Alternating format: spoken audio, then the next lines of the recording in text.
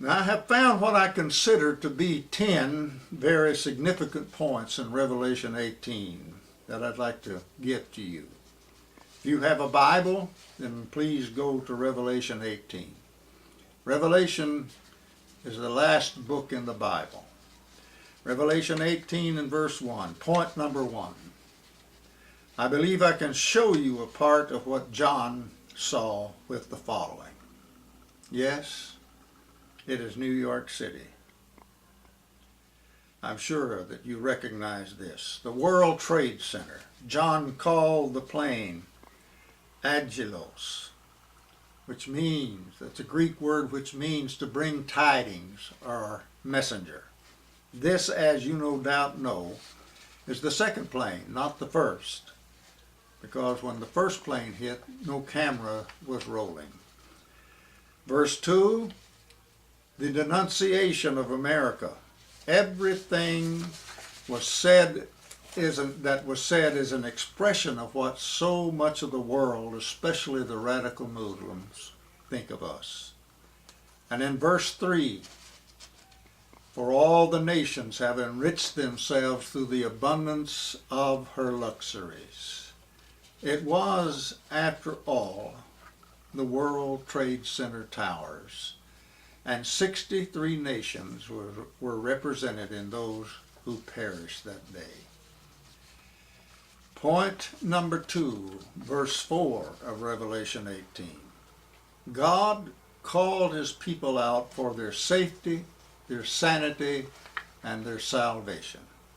There are 3 ways to leave the city. Leave literally. To use an old Western expression, get out of Dodge. Be especially during this time, be especially attentive to the Spirit's instruction for you. Second, if you are invested in the markets, get out. For many, this advice comes too late. Please forgive me for not saying these things sooner. Third, leave, following after the sinful and questionable lifestyles. Leave those things.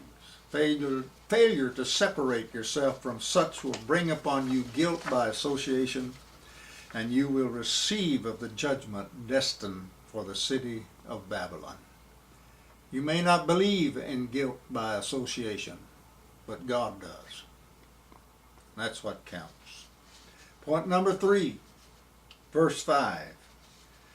For her, the city's sins have already reached to heaven, the scripture says, and God remembers.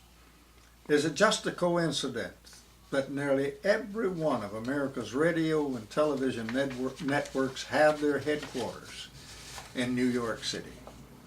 I think that any person who has any knowledge of God and who has godly morals would agree with me that all of them are guilty of flashing images, are speaking language that would be considered by many to be sinful, and some on the television nothing less than pornographic. Also, there's an antichrist spirit reflected by them as well, evidenced by the things they say and the things they support, as well as the words of mockery of Christ by many. Point number 4 and verse 7. New York is the city of pride, the world's greatest, the Big Apple. Scripture says she glorified herself, and she said, I sit as a queen. Is it significant or just a coincidence that New York City has a borough, a political subdivision called Queens? According to my research, the only major city in the world that has such. Just another coincidence. Point number 5, verse 8. John said, the plagues come in one day. Some may question and say, but there was no famine. Ask the husband, the wife, the child, and the parents who lost a loved one that day if there's not a still lingering hunger to see and hold that loved one again. Ask him.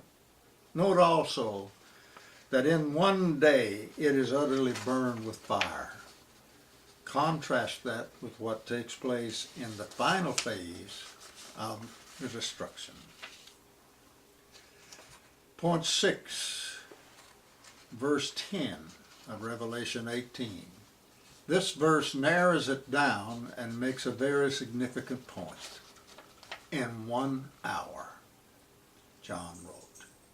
I'm sure that you watched as I did on the television. You watched in amazement and disbelief while listening to commentators repeat over and over again, in 1 hour. New Yorkers were in shock and filled with awe and dismay as they watched the first tower fall in 1 hour. And as we all know, the second tower fell in 1 hour also. Is this a significant happening or just another coincidence? Point 7, Revelation 18, verse 11. The merchants of the earth weep, for no one buys their merchandise anymore. Why? Wall Street, the New York Stock Exchange, the NASDAQ, the New York Mercantile, and others all stopped trading. The world's greatest center of trade shut down and remained shut down for 3 days, if my memory serves me right. One may wonder if they are weeping over the city or weeping over their personal loss. Just another coincidence. Point number 8, verse 17. Again, the amazingly accurate statement, in 1 hour. This, I believe, references the second tower. John is just not being redundant. Take note also that the seamen were at a distance watching. Another coincidence? Point number 9, verse 21, the second angel. Note that there is nothing said about this angel, messenger. Nothing said about him coming from heaven, that is.